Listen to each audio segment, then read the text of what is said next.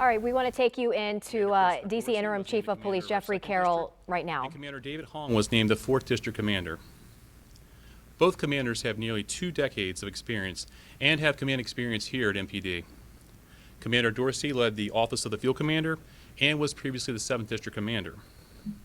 Commander Hong was the commander of our Metropolitan Police Academy. Both have already hit the ground running and will spend the next few weeks meeting with community members to continue to build on progress that they've already been made across their districts. Our mission and our work remain the same.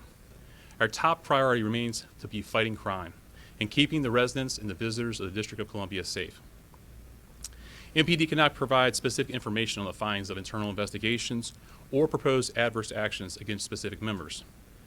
Our Internal Affairs Bureau has completed an investigation into crime reporting. This investigation was referred to us earlier this year from the United States Attorney's Office. Beyond that, I cannot get into any specifics of the investigation. The administrative process must be allowed to take its course, and that process is outlined in our MPD General Orders. Let me be clear, we have made meaningful progress over the last 3 years in reducing crime. Homicides, shootings, and carjackings have fallen steadily since 2023. My top priority continues to be fighting crime, building relationships with the community, and supporting the great work of our members who have made this city safer. And with that, I'll take some questions. How many MPD officials have been served termination papers, and how many of those are related to the internal investigation into crime data manipulation? So 13 MPD members were placed on administrative leave yesterday, some of which were already on administrative leave for other matters or earlier. And how many of those specifically cite the crime data manipulation? I can't get into specifics of the investigation. As I said, this isn't in general related to crime reporting. Just to follow up regarding, really quickly, I want to get the name correctly. There was the Office of Patrol Operations. It seemed like that was kind of eliminated. How does that play into the day-to-day policing and making sure that officer deployment is happening? Yeah, so there's no impact on that. The Patrol Services North and the Patrol Services South bureaus report directly to the Chief of Police now, as they have previously to that. So the Office of Patrol Operations was a newer office that had been put in probably within the past year and a half. Prior to that, we never had one. And essentially just getting rid of the head is just essentially now those 2 people would report directly to you and... Exactly, just as all the other assistant chiefs do. So it's basically kind of right-sizing. All the assistant chiefs will report to me. Chief, you called it crime reporting, and maybe some of these 13 are facing disciplinary action because of that. Some people will say, wasn't this ordered from like the top or high up? Like, why these individuals being singled out for something that may have rained down from the top? What do you say to the community who wonders, where did all this come from? Yes. So as I said in my initial remarks, I can't get into the specifics of the investigation. What I can tell you is there were allegations of misconduct that were made, and based on those allegations, members were investigated, and the outcome is related to these individuals. You mentioned that the internal investigation into manipulating crime data is complete, and you gave it to the U.S. Attorney General's office or D.C. Attorney General's office, or exactly? No. So this matter was referred to us from the United States Attorney's Office to MPD. Given the results to any other?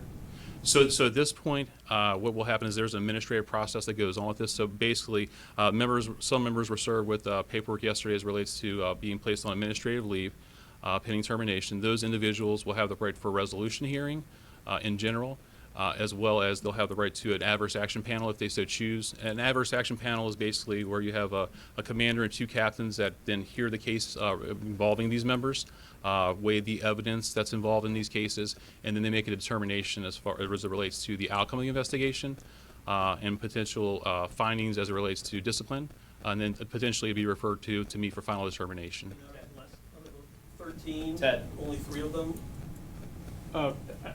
Why should we believe the crime statistics now, and how big do you believe the culture issue here is within MPD when it comes to reporting crime statistics? Sure. So we continue to work to do a lot of things as it relates to their crime statistics in general.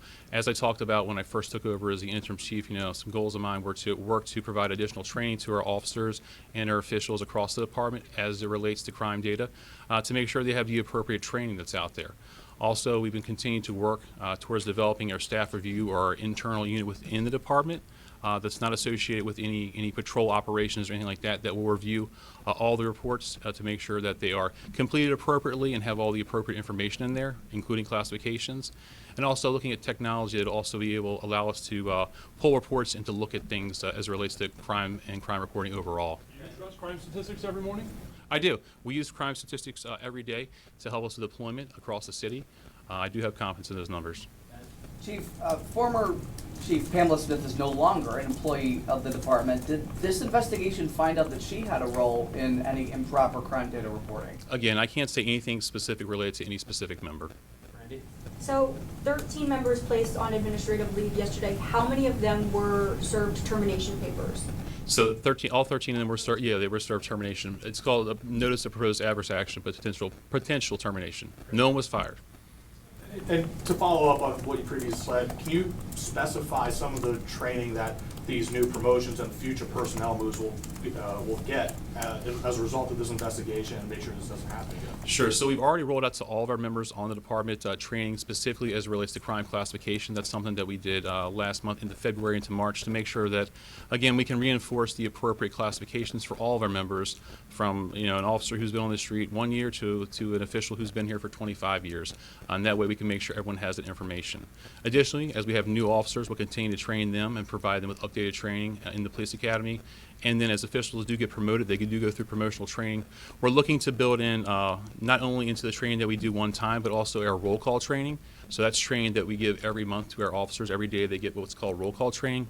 And when I say officers, I mean everyone that's working. Again, that allows us to reinforce these things over and over again.